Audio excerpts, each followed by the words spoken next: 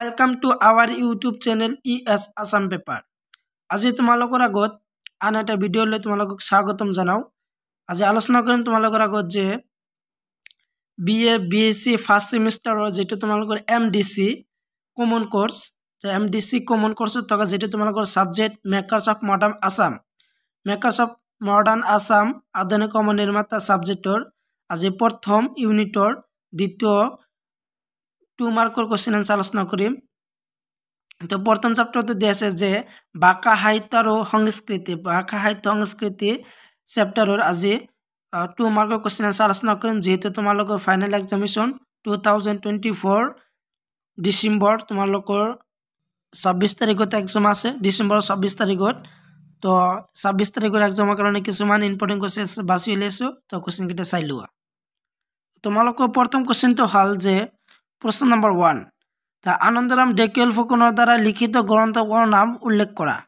তো উত্তৰটো হল যে আনন্দৰাম ঢেকিয়াল ফুকনৰ দ্বাৰা লিখিত গ্ৰন্থ হল বৰ্তমান আছে ক নম্বৰ যে অসমীয়া লৰাৰ মিত্ৰ, খ যে ফুকন দেৱান কায়দা বন্দী 1849 চনৰ পৰা 50, সদৰ দেৱানী নিষ্পত্তি 1853, আৰু ঘ আৰু অংগ নম্বৰটো দিয়া আছে যে a few remarks on the Assamese language and vernacular education in Assam 1857। এইটো আছিল ইম্পৰ্টেন্ট তোমালোকৰ 26 ডিসেম্বৰৰ কাৰণে এইবিলাক চাই যাবা। আন এটা কোশ্চেন দিয়া আছে যে ইম্পৰ্টেন্ট যে কোশ্চেন নম্বৰ 2 আনন্দৰাম ঢেকিয়াল ফুকনে লিখা পুথিকেইখন কেতিয়া প্ৰকাশিত হৈছিল। তো এৰ আনসাৰটো দিয়া আছে যে আনন্দৰাম ঢেকিয়াল ফুকনে ৰচনা কৰা ইংলেণ্ডৰ বিৱৰণ 1847 চনৰ অৰুণোদয়ত প্ৰকাশ পায়। প্ৰায় 400 পৃষ্ঠা জোৰা অসমীয়া লৰাৰ মিত্ৰ প্ৰকাশ হয় 1849 চনত। আৰু 1853 চনত অসমৰ অৱস্থা সম্পৰ্কে অনুসন্ধান কৰিবলৈ অহা মুফাদ মিল্স সাহাবৰ আগত ফুকনে অসমৰ অৰ্থনৈতিক অৱস্থা সম্পৰ্কে স্মৰণ পত্ৰ প্ৰদান কৰে। 1955 চনত তেখেতৰ ইংৰাজী লিখা a few remarks on the Assamese language and on vernacular education in Assam নামৰ পুস্তক প্ৰকাশ পায়। আন এটা ইম্পৰ্টেন্ট কোশ্চেনটো হল যে ভেৰি ইম্পৰ্টেন্ট কোশ্চেন নম্বৰ 3 যে আনন্দৰাম ঢেকিয়াল ফুকনৰ অসমীয়া লৰাৰ মিত্ৰৰ বিষয়বস্তু কি। ভেৰি ইম্পৰ্টেন্ট কোশ্চেনটো, যেহেতু এই কোশ্চেনটো তোমালোকৰ ফাইনাল এক্সামিনেশনৰ অত্যন্ত গুৰুত্বপূৰ্ণ কোশ্চেনটো চাই যাবা। তো এনসাৰটো দি আছো, তো এনসাৰটো চাই লোৱা।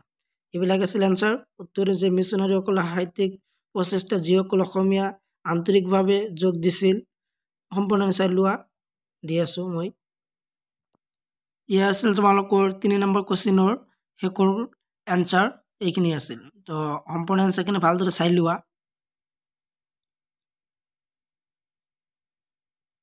নেক্সট ইম্পৰ্টেন্ট কোশ্চেনটো হল যে বেজবৰুৱা সাহিত্যিক জীৱনৰ মূল আধাৰ কি আছিল। তো বেজবৰুৱাৰ সাহিত্য জীৱনৰ মূল আধাৰ কি আছিল। তো এই উত্তৰটো দিয়া আছে বা এনসাৰ যে বেজবৰুৱা সাহিত্যিক জীৱনৰ মূল আধাৰ আছিল অসমীয়া সমাজখন।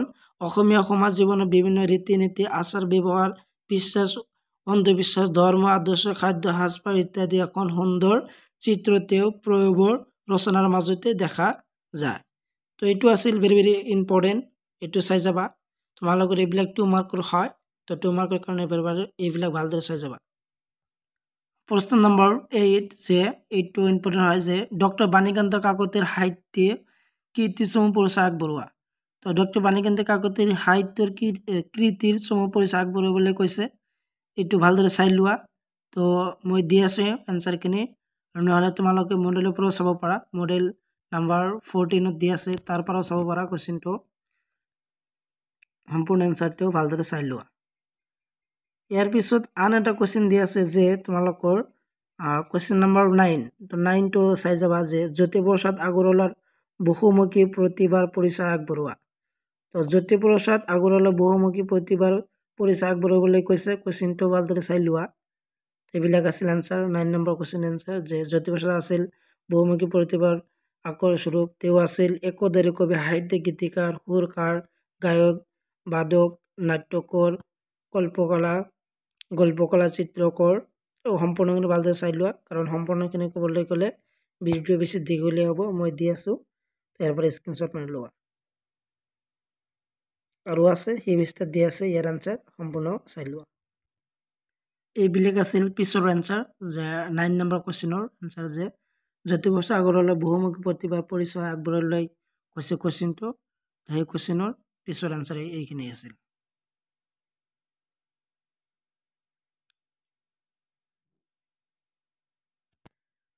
আজিৰ ভিডিও অত্যন্ত গুৰুত্বপূৰ্ণ কোৱেশ্চন হল যে কোৱেশ্চন নম্বৰ 11 কলাগুৰু বিষ্ণু ৰাভাৰ গীতমক বিষয়বস্তুৰ অনুসৰি কেইটা ভাগত ভগোৱা হৈছে তো এইটো চাই যাবা যে উত্তৰটো হল যে বিষ্ণু ৰাভাৰ গীতমক বিষয়বস্তু অনুসৰি কেইটামান ভাগত ভগোৱা হৈছে ভাগ এনেধৰণৰ তো ভাগসমূহৰ হিবিস্তাত দি আছে তো ভিডিঅ'ৰ চাই লোৱা চাই থকা সম্পূৰ্ণ এনচাৰটো ভালদৰে চাই লোৱা। তো ভাগ কেইটা হল যে প্ৰথম দিছে যে বৈপ্লৱিক ভাৱধাৰা গীত 2 নম্বৰ দি আছে যে নৈসৰ্গিক চিত্ৰণ গীত কৃষক শ্ৰমিক গীত আৰু প্ৰেম প্ৰণয়ন সূচক ৰোমান্টিক গীত 4টি আছিল ভাগ কেইটা চাই লোৱা। আৰু তাৰপিছত দি আছে 12 নম্বৰ কুৱেশ্যনটো যে কলাগুৰু বিষ্ণু ৰাভাৰ সাহিত্যৰাজি উল্লেখ কৰা তো কলাগুৰু বিষ্ণু ৰাভাৰ সাহিত্যৰাজি উল্লেখ কৰিবলৈ কৈছে ইয়াত বহুতো দি আছে যে কলাগুৰু সাহিত্যৰাজিৰ তলত উল্লেখ কৰা হল কিমান দি আছে 7টা দি আছে 7টা ভালদৰে চাই যোৱা গৱেষণামূলক গ্ৰন্থ ডিমাচা কাছাৰী বুৰঞ্জী ৰাভা জাতি ইতিহাস বানে কাবং মিৰি বুৰঞ্জী এইবিলাক আছিল নাটিকা নাটক গল্প প্ৰবন্ধ উপন্যাস কাব্যপতি এইবিলাক আছিল কলাগুৰু বিষ্ণু ৰাভাৰ সাহিত্যৰাজি। তাৰপিছত ইম্পৰ্টেণ্ট কুৱেশ্যনটো দি আছে যে 13 কুৱেশ্যনটো যে অসমীয়া গীত অসমীয়ালৈ কলাগুৰু বিষ্ণু ৰাভা অৱদান কি তো অসমীয়া গীত অসমীয়ালৈ কলাগুৰু বিষ্ণু ৰাভাৰ অৱদান কি অসমীয়া সাংস্কৃতিক জগতত বহুমুখী প্ৰতিভাৰ জাতীয় সত্তাক জাতিষ্কাৰ কৰা আধুনিক কালৰ শিল্পী এগৰাকী হল কলাগুৰু বিষ্ণু ৰাভা সম্পূৰ্ণখিনি চাই লোৱা এইখিনি আছিল এনচাৰ এইটো।